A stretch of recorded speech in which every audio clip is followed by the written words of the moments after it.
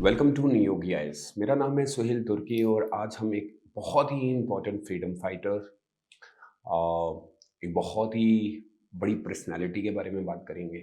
आज हम बात करने जा रहे हैं सरदार वल्लभ भाई पटेल और आज जानेंगे कि उनकी बायोग्राफी क्या रही है।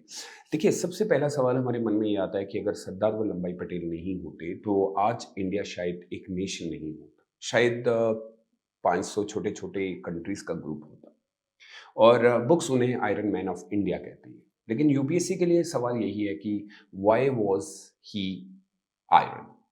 और हम सरदार वल्लभ भाई पटेल की बायोग्राफी से पता करेंगे कि आखिर कैसे वो एक स्टेट को बनाने में उनका एक बहुत बड़ा जो रोल रहा है, उसको समझने की कोशिश करेंगे। और आप सब जानते हैं कि किस तरीके से उन्होंने पोस्ट इंडिपेंडेंस में एक बहुत बड़ा रोल प्ले किया है।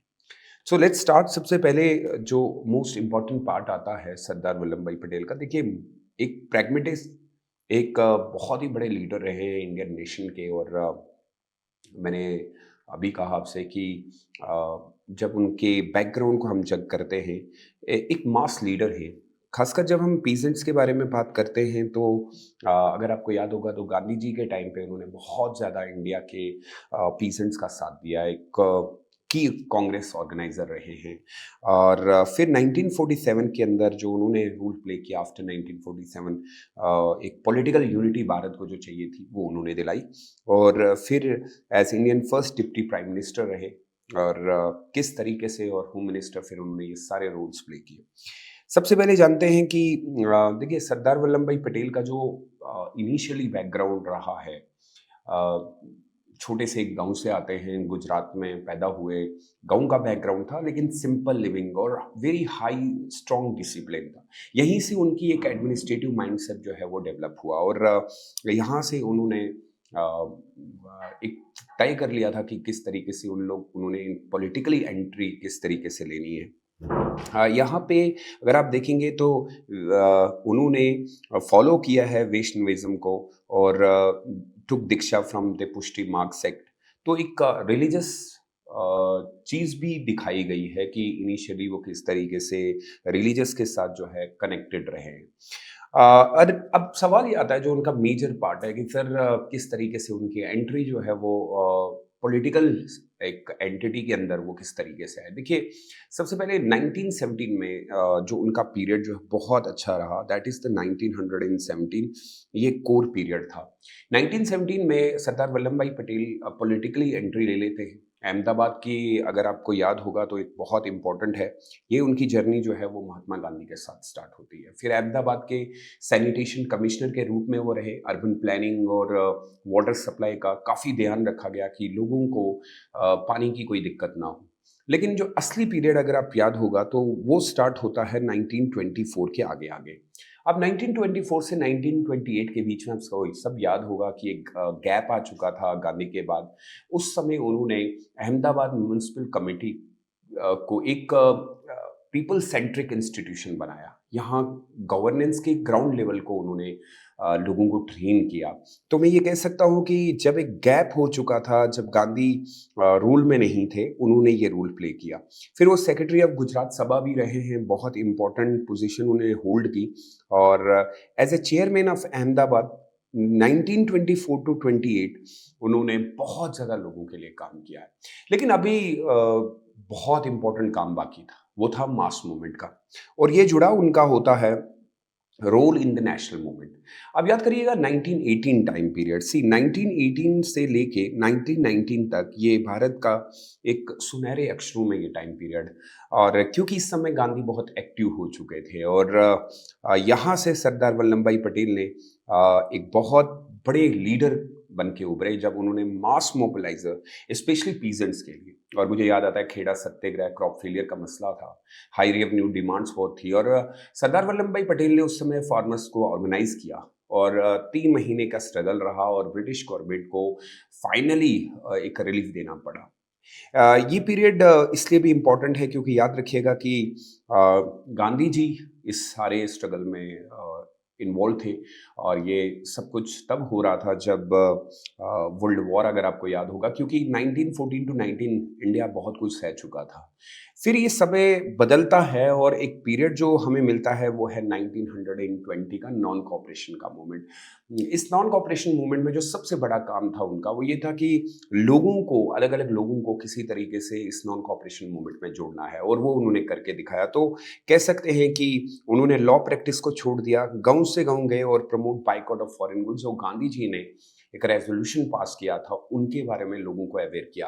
तो अब ये जो पार्ट उनका है, ये स्ट्रगल जो है, ये ही उनको एक बहुत बड़ा एक लीडर बनाता है। लेकिन अभी भी जो सबसे बड़ा काम हुआ वो था बरदोली सत्याग्रह। अनफेयर लैंड रेवेन्यू हाइक्स हो रही थी, याद करिएगा, ये 1928 है, बहुत इंपॉर्टेंट है और एग्जाम परस्पेक्टिव से भी बहुत ज़्यादा है। यहाँ पे अननेसेसरी प्रॉपर्टीज को सीज कर दिया जाता था, पुलिस का प्रेशर बहुत ज़्यादा बढ़ रहा था, लेकिन एक स्ट्रगल डिसिप्लिन दिखाया इन्होंने। और यहीं ये वो बात निकल के आई कि सरदार वल्लभ भाई पटेल को जिसने सरदार बनाया, वो भी हमारा यही पीरियड है, बहुत इंपॉर्टेंट है। और आप ऑलरेडी यूपीएससी के पर्सपेक्टिव के हिसाब से यूपीएससी में ये पूछा गया है। उसके बाद एक जो सबसे बड़ा रोल आया कि कांग्रेस में उनका क्या रोल था। He became a president of special session in Karachi, बहुत इंपॉर्टेंट था 1931।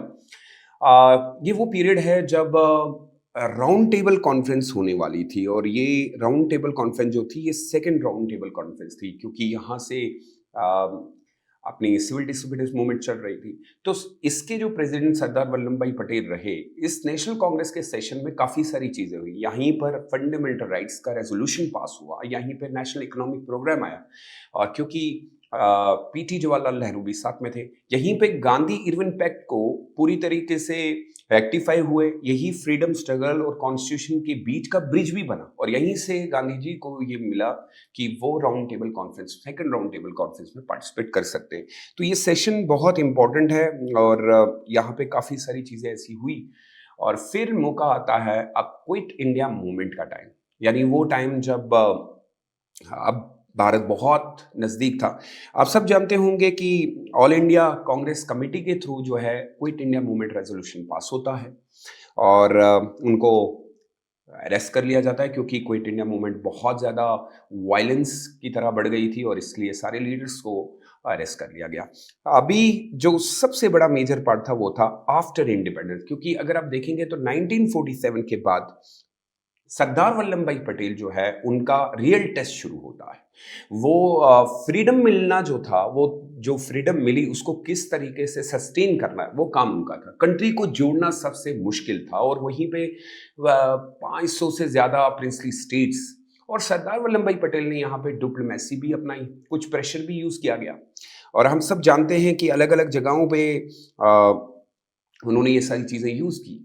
और अगर याद होगा, हैदराबाद, जूनागढ़, यहाँ पे उन्होंने कुछ एक्शंस लिए, क्योंकि उनको ये टेंशन थी कि बाल्कनाइजेशन को किसी तरीके से अवॉइड किया जा सकता है, एलिमिनेट करने। इसके लिए उन्होंने इसी वजह से उनको आयरन मैन ऑफ इंडिया कहा जाता है। और सबसे बड़ा काम जो उन्होंने किया वो था इंटीग्रेशन ऑफ प्रिंसली स्टेट्स, और ये सारे जो थ्रेट्स थे उनको एंड करने की वजह से आज भारत उनको आयरन मैन ऑफ इंडिया के नाम से जानता है।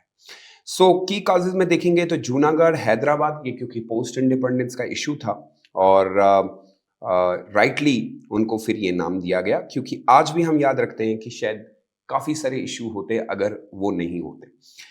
फिर एक जो ऑल इंडिया सर्विस, ये बहुत इंपॉर्टेंट था। सरदार वल्लभ भाई पटेल का विजन सिर्फ टेरिटरी तक ही सीमित नहीं हुआ, उन्होंने ऑल इंडिया सर्विस की फाउंडेशन रखी। आईएएस, आईपीएस, उनका मानना था कि सिविल सर्विस इंडिया का स्टील फ्रेम होगा। आज भी इंडिया की एडमिनिस्ट्रेटिव यूनिट इस विजन पर ही खड़ी है, इसीलिए सरदार वल्लभ भाई पटेल को father of all India service भी कहा जाता है। और उनकी लेगेसी यही दर्शाती है कि भारत को जो आज ब्यूरोक्रेसी का जो कंसेप्ट मिला है, ये उन्हीं की देन है। और उनका ये था कि दुनिया भर में हमारे देश के अंदर यूनिटी हो, और एडमिनिस्ट्रेटिव जो आज हम कंसेप्ट बोलते हैं। और इसीलिए 15 दिसंबर 1950 में सरदार वल्लभ भाई पटेल का निधन होता है, लेकिन उनके आइडियाज अभी भी जिंदा है। और स्टैचू ऑफ यूनिटी सिर्फ एक स्टैचू नहीं है, एक रिमाइंडर है unity over ideology, nation over politics. और इसीलिए सरदार वल्लभ भाई पटेल ने इंडिया का इमेजिन नहीं किया, उन्होंने इंडिया को इन्फोर्स किया, और शायद इसीलिए वो सिर्फ फ्रीडम फाइटर नहीं थे, इंडिया के रियल आर्किटेक्ट भी थे। Thank you so much.